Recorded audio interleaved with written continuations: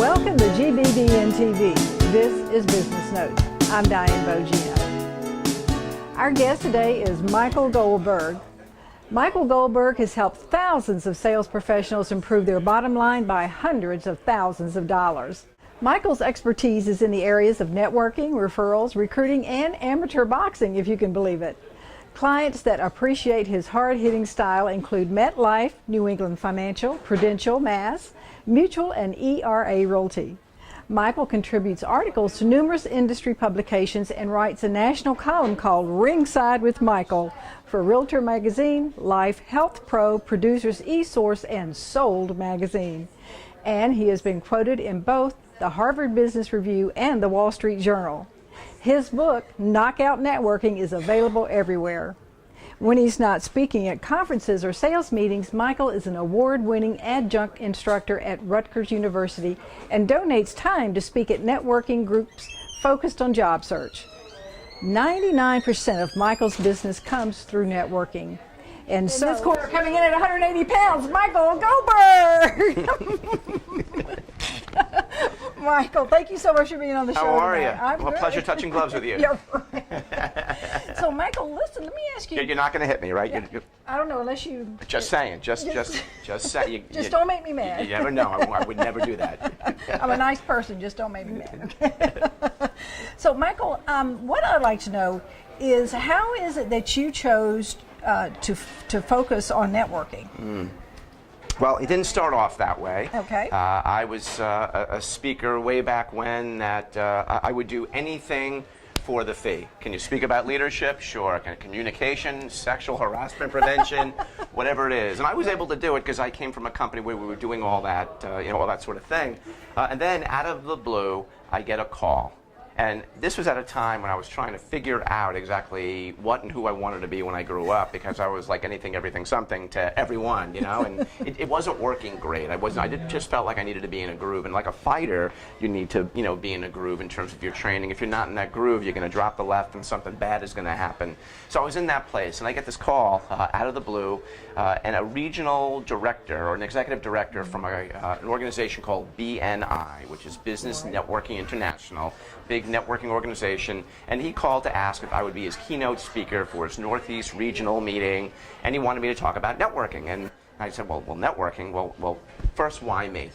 And he said, well, and he mentioned all these people's names, and he sort of 6 degrees of separation back to me, and had some very nice things, to say. And I said, well, I'm really flattered, that's nice, but why the topic of networking? You're a networking organization. He said, you seem to know everybody, and you had a take on the topic that I think we need to hear. Now, at the time, I didn't want to do it because I'd never spoken professionally about networking, and he was my stupid response. The guy's name is Mark. I said, Mark, networking, isn't it just something you do? And I think that's what a lot of people think, is that networking is just something that you do. You just show up and shake hands, kiss babies, kiss hands, hand out business cards, and then the magic happens, and that ain't it, kid.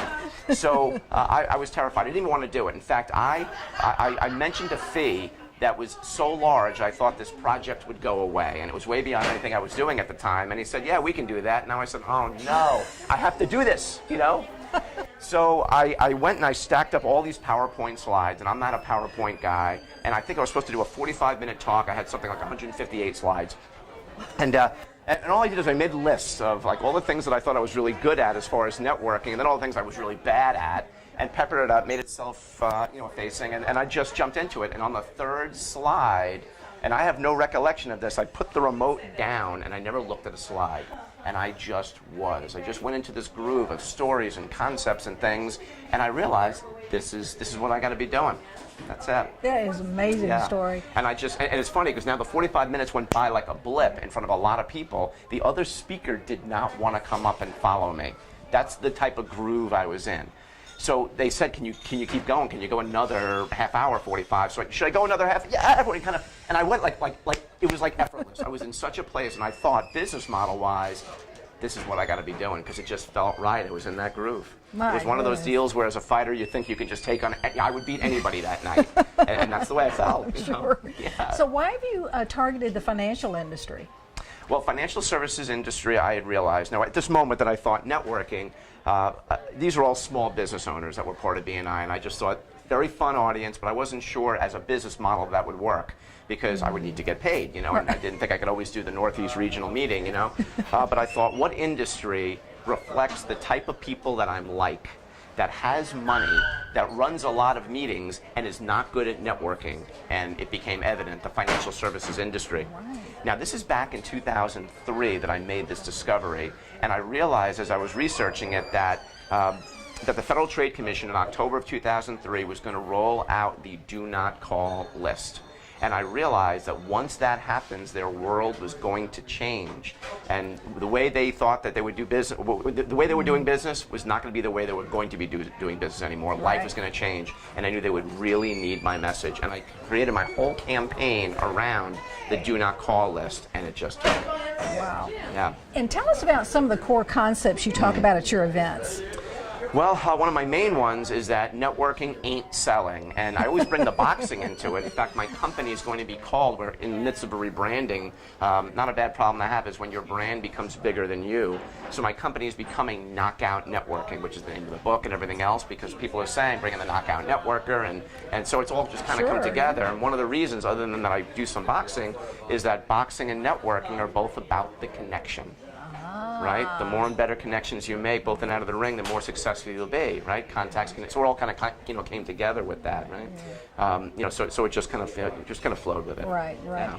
So do you have some products and services that help your clients implement your strategies?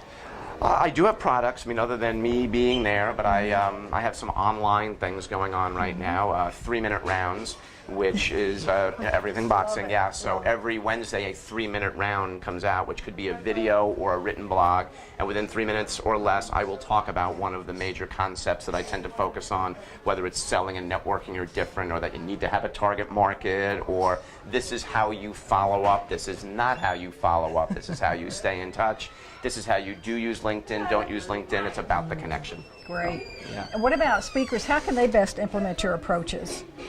What's amazing to me is that more speakers don't do this, because when you're networking, you are forced to speak. And yet, speakers think speaking is just, I'm on stage, I'm in front of an audience. And it's amazing to me how few speakers, and I know this just with the speaking that I do to other professional speaker types, that just not enough doing this. I think it's really just about having a strategy, having a focus, having a marketplace that you're looking to develop, and having a communication strategy aimed at that. And then it's as simple as this, and here's my my mantra, is networking is knowing what it is that you're after. In my case, it's the financial services industry. It's MetLife, it's Genworth. But once you know that, then you have an understanding and you can practice, and here's how complex it gets. Where to go, what to say, and with whom. That's it, that's all networking is. Where to go, what to say, and with whom. And stay in touch and be ruthless about it. So I developed a whole program to sort of force that issue, because financial advisors, not good at it. Wow. Well, that's true. Yeah. So, Michael, I'd like for you to give our viewers, if you could, a strategy that you think works today for business growth. Strategy works for business growth. So, business growth.